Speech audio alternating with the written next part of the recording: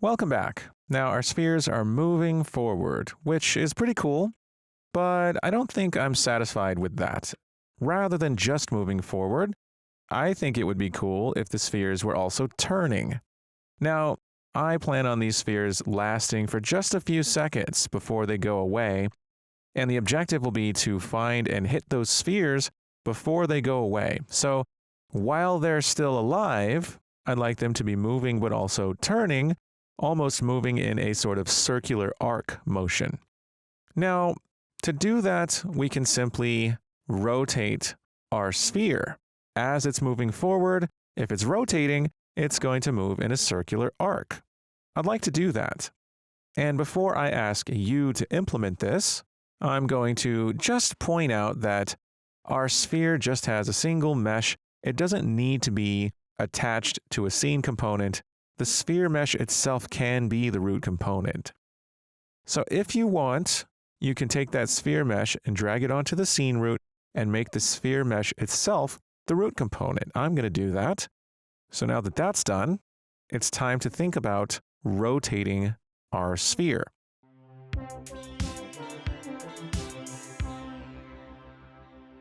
So here's your challenge. Rotate the sphere every frame and tick according to a rotation speed. So choose how to rotate the sphere. It can be any way that you like, but do take frame rate into account so that as soon as the sphere begins to move, it will rotate as well. Pause the video and give this a try. Okay, so in addition to add actor world offset, I'm also going to use add actor world rotation. And I'm going to want to take frame rate into account. Now, your solution may have been different than mine. That's okay. That's the point of these exercises, is getting you thinking about how you would implement these things yourself. But what I'd like to do is have a rotator variable. I'm going to promote delta rotation to a variable. I can simply call it delta rotation. Now, I'm going to initialize delta rotation to, let's say, 45 in each component, yaw, pitch, and roll. But I want to take this delta rotation and scale it or multiply by delta time. So I'm going to get delta seconds, multiply it there, and this is actually what I'll be using for delta rotation. So now if I go and press play, I can see that my sphere is rotating. So it's moving, but it's also rotating, and we get a sort of spiraling behavior. So that was the challenge, and if you got this far in the challenge, congratulations. It required a little bit of thinking. But what I'd really like to do is randomize this delta rotation. I'd like yaw, pitch, and roll to be random values. And to do that, we can use some of the Unreal Engine math utilities. There are a number of random functions. If we type random rotator, we can get a random rotator node.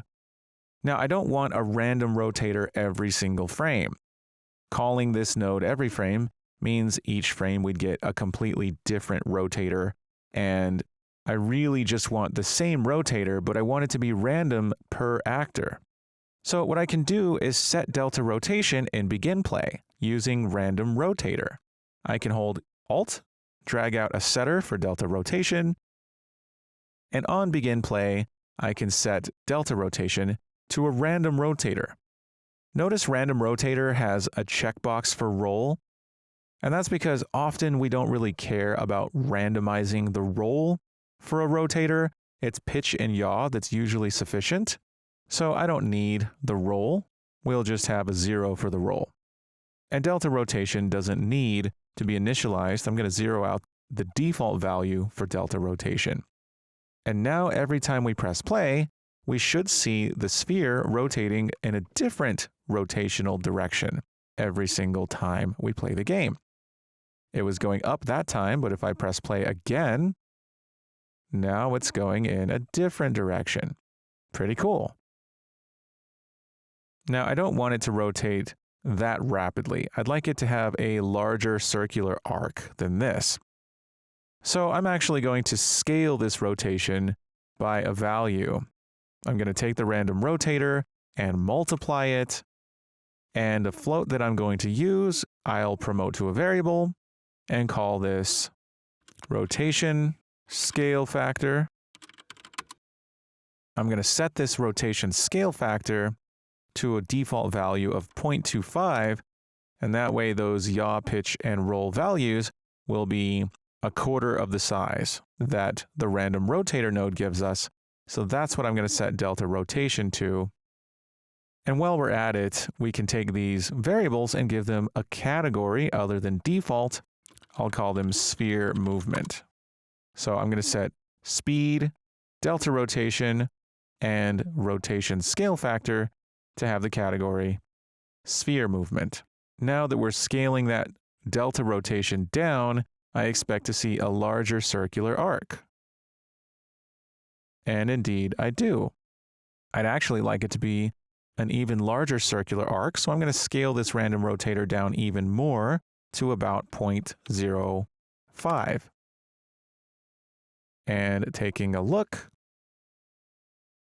there we go. Our sphere is rotating in a larger circular arc, and that's exactly the behavior that I personally want for my sphere. Okay, excellent. So now that we have functionality, before we wrap up, let's just tidy up our nodes a little bit. I don't need event actor begin overlap. I'm going to delete that, and I'm going to collapse these nodes into a function. I'm going to right-click, collapse to function, and call this initialize delta rotation. So that's its own node. And we can collapse these into nodes. I'm going to collapse these nodes here into a function that I'd like to call update location. So I'm going to collapse to function and call this update location. And I don't like this input having the name A. I'd rather call it delta seconds or delta time. The two are synonymous. And for these nodes, I'm going to collapse them to a function called update rotation and call its input delta seconds. And now our tick function looks a good deal better. And I think I'll use a reroute node for delta seconds here so that it's much more clear visually what's going on. Okay, excellent. So our small sphere is not only moving forward, but it's rotating and moving in a circular arc, and that arc is random every time we play the game. And that's going to look nice as we spawn multiple spheres in our world. Great job. I'll see you soon.